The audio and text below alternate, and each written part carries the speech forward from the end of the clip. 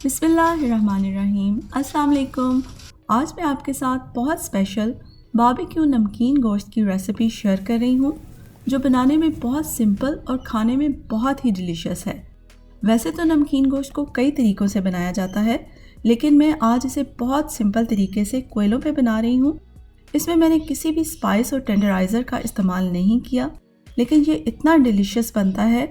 जब भी मैंने इसे बनाया है सब ने बहुत ही पसंद किया है। इस नमकीन गोश्त में मैंने कोई भी स्पाइस इस्तेमाल नहीं किया। गोश्त का पकने के बाद एक अपना यूनिक फ्लेवर होता है जो इसमें बरकरार रहता है और यही मुनफरिद जायका इसकी खूबसूरती है। तो चले आए इसे बनाना शुरू करते हैं।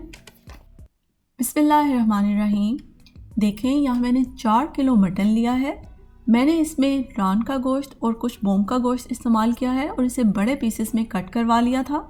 इसको अच्छी तरह से धोने के बाद मैंने पैड ड्राई कर लिया था और इसको इस तरह से सीखों पे लगा लिया है। मैंने यहाँ बकरे का गोश्त इस्तेमाल किया है। आप इसे किसी भी गोश्त यानी बीफ के साथ भी बना सकते हैं और अगर आप चाहें तो इसी गोश्त को आप छोटे पीसेस में भी बना सकते हैं, लेकिन बड़े पीसेस से इसका जायका और भी बढ़ जाता है। इसके अलावा मैंने यहाँ 750 ग्राम्स बकरे की चर्बी ली है जिसको इस तरह से अलहदा सीख पे लगा लिया है। अब हम इसके ऊपर नमक लगाएंगे। आप अपने टेस्ट के मुताबिक नमक कम या ज़्यादा कर सकते हैं। मैंने यहाँ पे तकरीबन 2 टेबलस्पून नमक का इस्तेमाल किया है। नमक को हम एक एक पीस पे अच्छी तरह से लगाएंगे। नमकीन गोश्त का जायका बहुत सी चीज़ों पे डिपेंड करता है कि आपने किस किस्म का गोश्त इस्तेमाल किया है, गोश्त की क्वालिटी क्या है, या गोश्त को किस साइज़ में काटा गया है, या फिर इस गोश्त को आपने यखनी के साथ तैयार किया है या बिल्कुल रोस्टेड रखा है। तो ये सारे फैक्टर्स बहुत इंपॉर्टेंट हैं।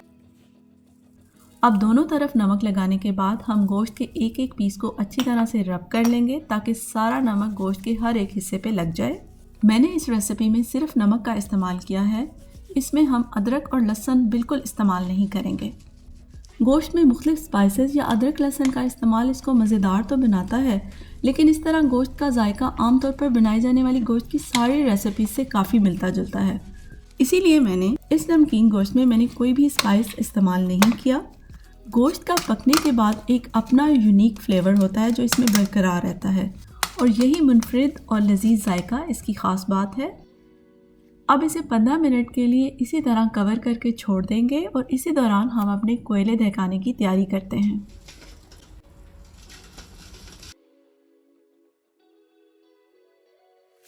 देखें, कोयले रेडी हो गए हैं। अब हम सीखों को एक एक करके इस तरह से ईंटों पे रख देंगे। कोयलों और गोश्त के दरमियान कम से कम 4 से 5 इंच का फासला रखेंगे।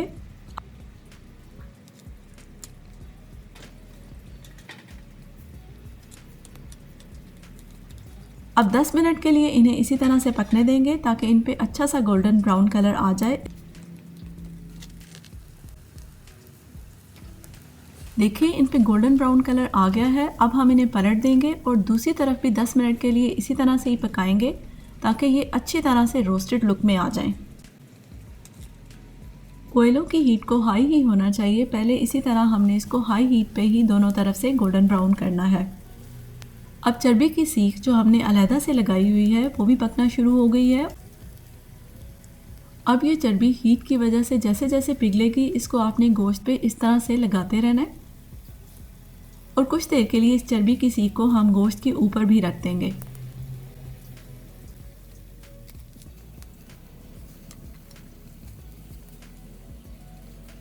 देखिए, अभी दूसरी तरफ से भी गोश्त गोल्डन ब्राउन हो गया है। अब हम सीखों को पलटते जाएंगे।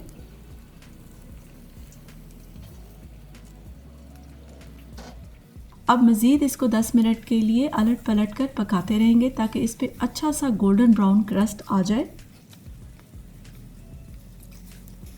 ये प्रोसेस तकरीबन आधे घंटे में कंप्लीट हो जाता है। इसके बाद हमने गोश्त को सीखों से उतार लेना है और एक मिट्टी की हांडी में इसको ट्रांसफ़र कर देंगे।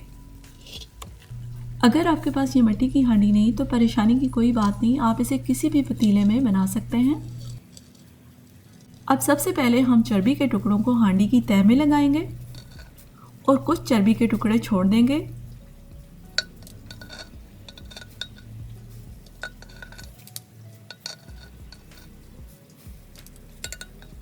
इसके बाद गोश्त को इस तरह से हांडी में निकालते जाएंगे।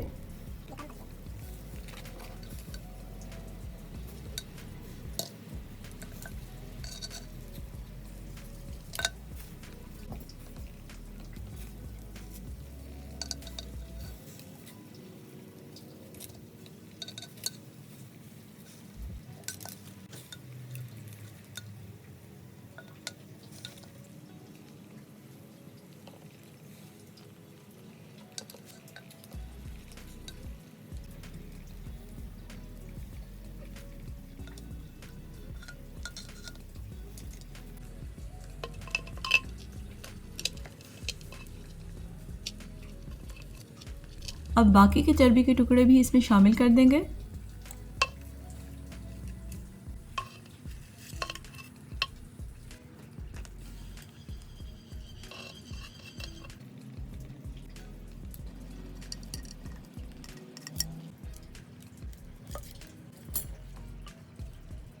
अब इस तरह से हांडी में गोश्त डालने के बाद हमने इसे गूंदे हुए आटे से सील करना है।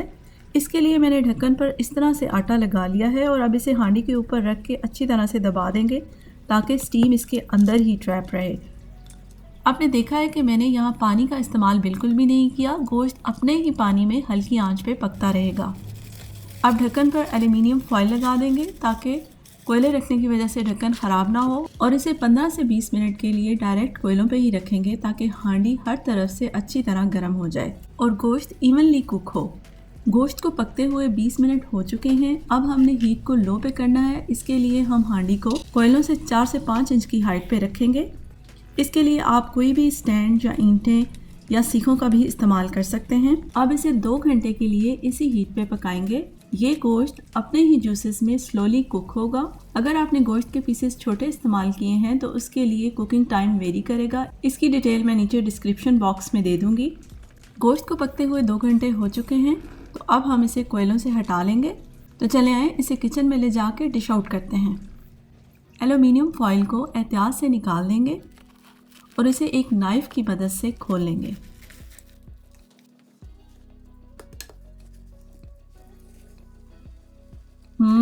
देखें कितना ज़बरदस्त गोश्त तैयार हुआ है।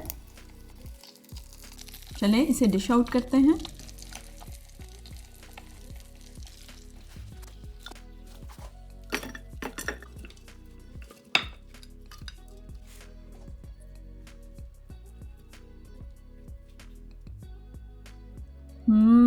बहुत ही मज़ेदार। इसका जायका बहुत ही मुनफरिद है और बहुत ही लजीज है। देखें ये कितना ज़बरदस्त गल चुका है। डिलिशियस।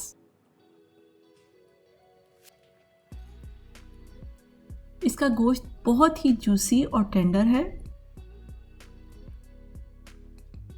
ये नमकीन गोश्त बहुत ही यूनिक फ्लेवर के साथ तैयार होता है। हमारे यहाँ ईद उल अज़हा के मौके पे भी ये नमकीन गोश्त बहुत पसंद किया जाता है।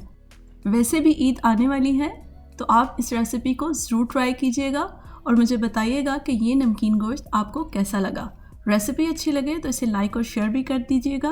और अगर आपने मेरे चैनल को अभी तक सब्सक्राइब नहीं किया तो जल्दी से मेरे चैनल को सब्सक्राइब कर लें, क्योंकि मटन की और भी बहुत सी नई रेसिपीज़ आ रही हैं ताकि हर रेसिपी आपके पास सबसे पहले पहुँचे। अपना बहुत सारा ख्याल रखिएगा, मुझे दुआओं में याद रखें। फिर मिलते हैं किसी नई रेसिपी के साथ। तब तक के लिए अल्लाह हाफिज़।